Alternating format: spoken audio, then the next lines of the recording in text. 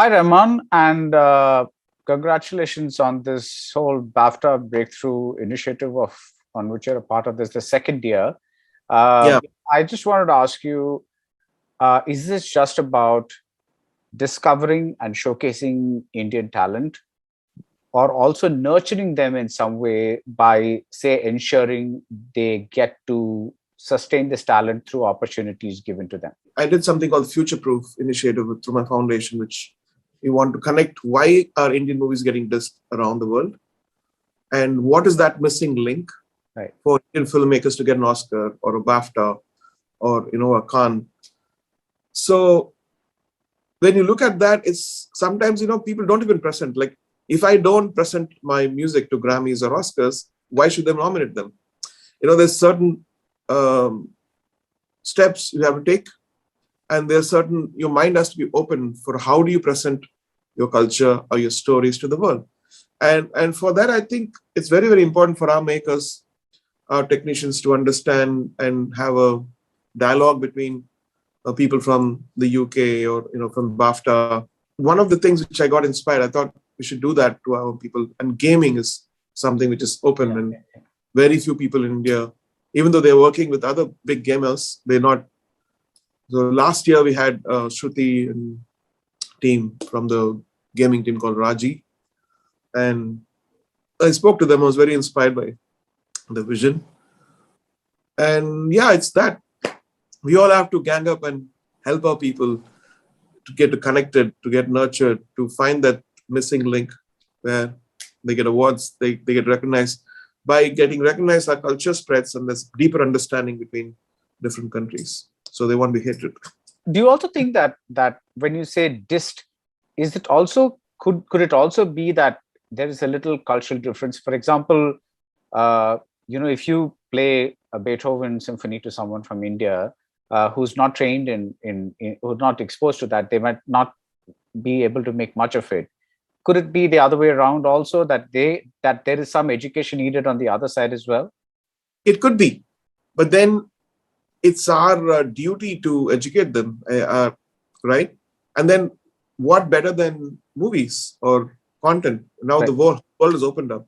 If you look at Netflix, how we watch Korean shows, people watch Indian stuff, and we watch Hollywood things and UK and Spanish, and all those things are opened up. And this is a great time to do to make content with understanding.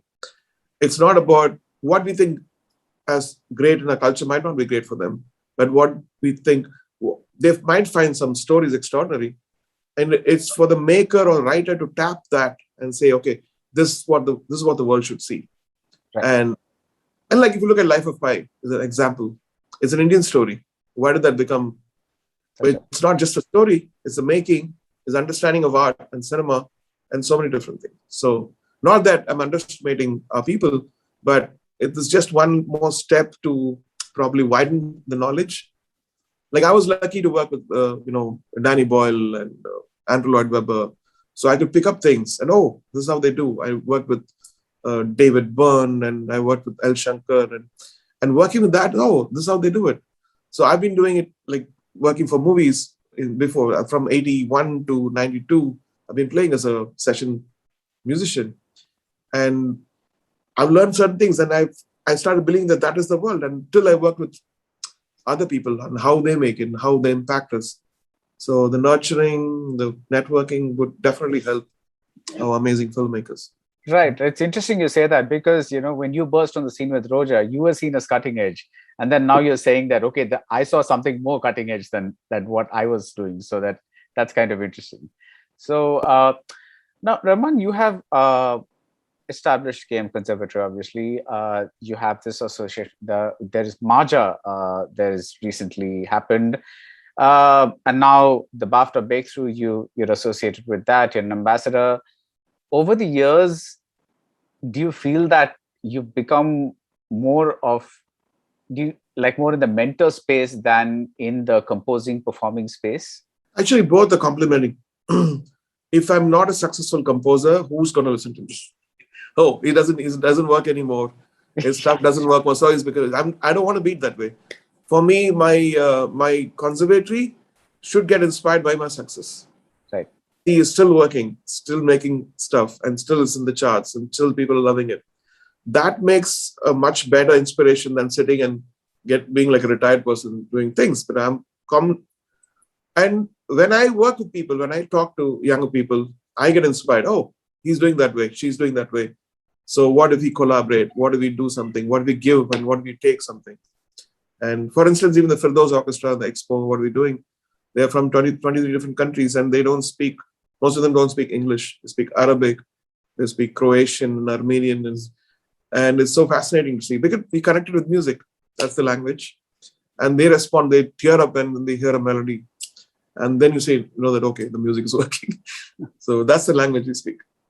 I may be different, I may be looking different than them, but we connect through music and love. What is that X factor that you look for when you say a singer? It's not that they're great people, great, singers, composers all sitting there.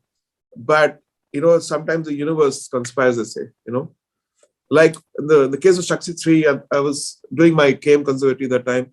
And I asked one of my friends in LA, Abe Thomas, like, I need an architect who's young and who could design the school.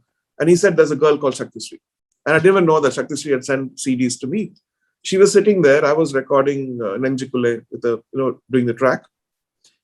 And then she was like, I'm the architect. I've just come out of the college. And I said, I'm doing the school. And I also have a CD, she said. And so I was thinking, what singer should I use for this? And when I heard the CD, I felt like, oh my God, what if she sings this folk song? And I had a voice supervisor. I just told him what to take from her. And then I came back and the key was not magic. So we changed the key of the song. And then we came back and listened to it as magic. So it was meant to be, how the connections. Very similar thing happened here in Dubai Expo. Like I wanted a guitarist and he couldn't play the notes. And then he said, I have a friend who sings. And then that singer came and blew for another project. And everybody said, how did you find the singer? You don't ask about that, how things happen. We should be open about everything. After all these years, Rahman, how do you keep this creative side of yourself alive? For example, one of the most amazing songs I heard all year was Dil Bechara's Taare, Ginn. The way the whole song went, it was like hearing such a fresh song with all your commitments and all your travel and all your other things. How do you make a Taare, Ginn? And after all these years. Like Mukesh Chabra, he came with us. He was waiting for me for 6 months and he said, can you do it? I said, yes. Okay, fine. If you love me so much, I'll take it. And usually I have this thing, I want to do movies about certain things. In the list, even this was there. This movie was there. And I said, okay, it's fine. Somebody comes with love. And I'm not working with Sushant Singh, so it'll be nice to work. So that happened. And that trust actually led to probably the first day I was just playing on the piano and we got like 12 ideas and we picked 3 or 4 from that. And Taare Ginn was one of that. And I said, why don't we make a duet of this? And then when he filmed it, The Walls of Dancing, I was inspired to make it as a duet where the intervenes, like it goes intertwines with the main, it forms melody and there's a key change. He made a waltz kind of a thing where, so that inspired me. The way he filmed it made me do the song that way. And finally, of course, I've got to ask you about Ponniyin Selvan, which is at the other end of the spectrum. This big mega budget historical film with Mani Ratnam. What is the sound that we can expect to hear? We had 3 different stages for that movie. So initially I said we went to Bali for composing. Usually we never go. Past 15 years we never went. And I said, let's go to Bali.